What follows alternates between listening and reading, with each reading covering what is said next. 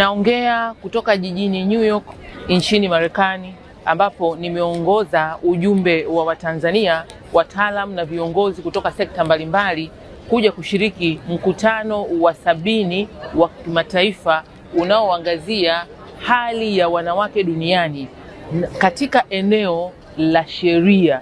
Jinsi gani nchi zimejiandaa kuwa na sheria ambazo zinawasaidia wanawake na wasichana kuzifikia haki. Kwa upande wa Tanzania, tumewaeleza kwamba haiko mstari wa nyuma katika kuhakikisha wanawake na wasichana wanazifikia haki, kwa sababu tunaamini ufikiwaji wa haki kwa wanawake na wasichana ni msingi imara wa maendeleo endelevu, na ndio maana dira yetu ya 2050 imezingatia eneo hili kama msingi wa kuweza kufikia maendeleo endelevu. Tumewaeleza namna ambavyo tunazo sheria mbalimbali, tukianza na haki ya wanawake na wasichana kupata elimu.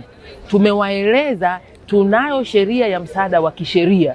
Tumewaelezea sheria zingine zote, kuanzia msichana akiwa bado mtoto mdogo anawezaje kulindwa haki zake, sheria za wanawake kumiliki ardhi. Tumeelezea vile vile kuhusu masuala mazima ya mikakati tulionayo ya kisekta ya kuhakikisha wanawake na wasichana wanapata haki zao.